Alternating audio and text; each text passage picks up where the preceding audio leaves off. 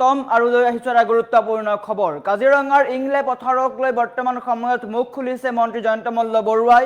স্পষ্টকৈ কৈছে কাজিৰঙাৰ উন্নয়নৰ কাৰণে আমি এৰাধৰা কৰিব লাগিব। কাজিৰঙাৰ উন্নয়ন হ'বলৈ হ'লে কাজিৰঙাত বৰ্তমান সময়ত ৩-৪খন 5 ষ্টাৰ হোটেলৰ প্ৰয়োজন আৰু সেই 5 ষ্টাৰ হোটেল নিৰ্মাণ হ'বলৈ ৰাইজে অলপ এৰাধৰা কৰিব লাগিব। ইংলে পথাৰৰ বিতৰ্কৰ মাজতেই মন্ত্ৰী জয়ন্ত মল্ল বৰুৱাৰ ডাঙৰ প্ৰতিক্ৰিয়া আৰু এই সন্দৰ্ভত সবিশেষ লৈ অহাৰ চেষ্টা কৰিছো।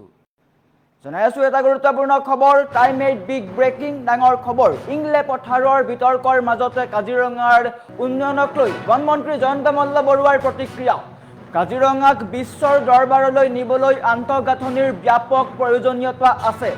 কাজিৰঙাৰ মাজত অতি কমেও 2ৰ পৰা 3খন পঞ্চতাৰকা হোটেলৰ দৰকাৰ। 2ৰ পৰা 3খন 5 ষ্টাৰ হোটেলৰ প্ৰয়োজন বুলি উল্লেখ কৰিছে মন্ত্ৰীগৰাকীয়ে। উন্নয়নৰ স্বাৰ্থত ৰাইজক কিছু এৰাধৰা কৰিবলৈও আহ্বান জনাইছে।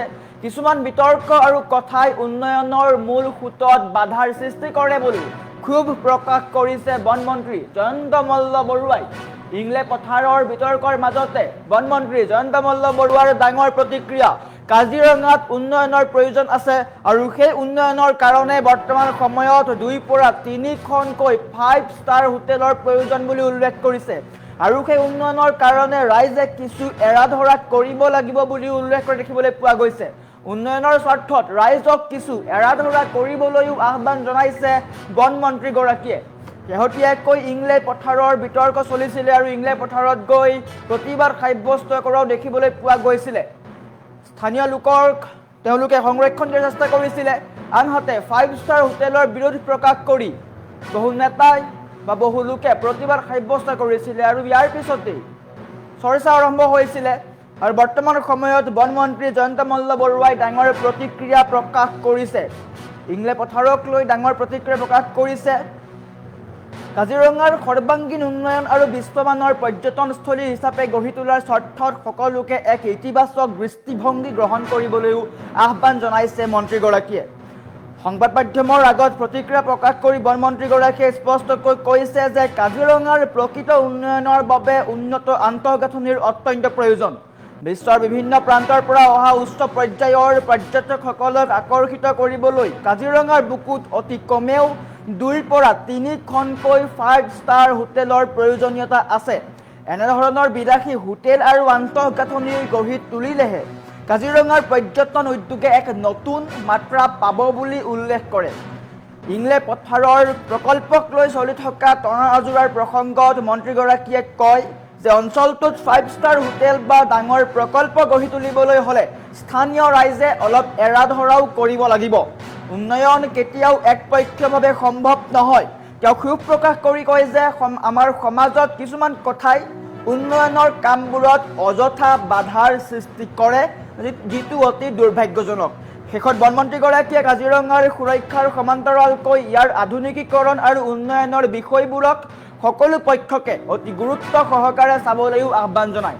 আমাৰ ওচৰত বনমন্ত্ৰী জয়ন্ত মল্ল বৰুৱাৰ মন্তব্য আছে, আমি মন্তব্য দেখুওৱাৰ চেষ্টা কৰিছোঁ।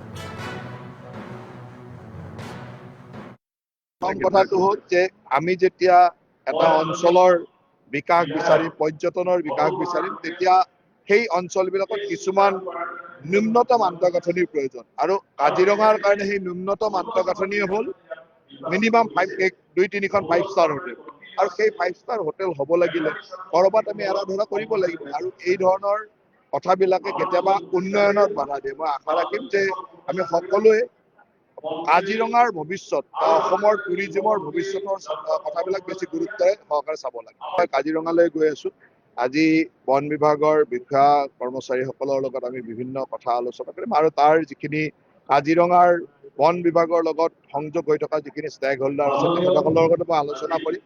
আগন্তুক দিনত আমি কি নতুনত্ব বা নতুন চিন্তাৰে আগবাঢ়িব পাৰোঁ সেই কথাখিনি আজি আলোচনা কৰিম। প্ৰথম কথাটো হ'ল যে আমি যেতিয়া এটা অঞ্চলৰ বিকাশ বিচাৰিম, পৰ্যটনৰ বিকাশ বিচাৰিম, তেতিয়া সেই অঞ্চলবিলাকত কিছুমান ন্যূনতম আন্তঃগাঁথনিৰ প্ৰয়োজন আৰু কাজিৰঙাৰ কাৰণে সেই ন্যূনতম আন্তঃগাঁথনিয়ে হ'ল মিনিমাম 2-3খন 5 ষ্টাৰ হোটেল আৰু সেই 5 ষ্টাৰ হোটেল হ'ব লাগিলে ক'ৰবাত আমি এৰাধৰা কৰিব লাগিব আৰু এই ধৰণৰ কথাবিলাকে কেতিয়াবা উন্নয়নত বাধা দিয়ে। মই আশা ৰাখিম যে আমি সকলোৱে কাজিৰঙাৰ ভৱিষ্যত অসমৰ টুৰিজিমৰ ভৱিষ্যতৰ কথাবিলাক বেছি গুৰুত্বৰে সহকাৰে চাব লাগে। মই কাজিৰঙালৈ গৈ আছো।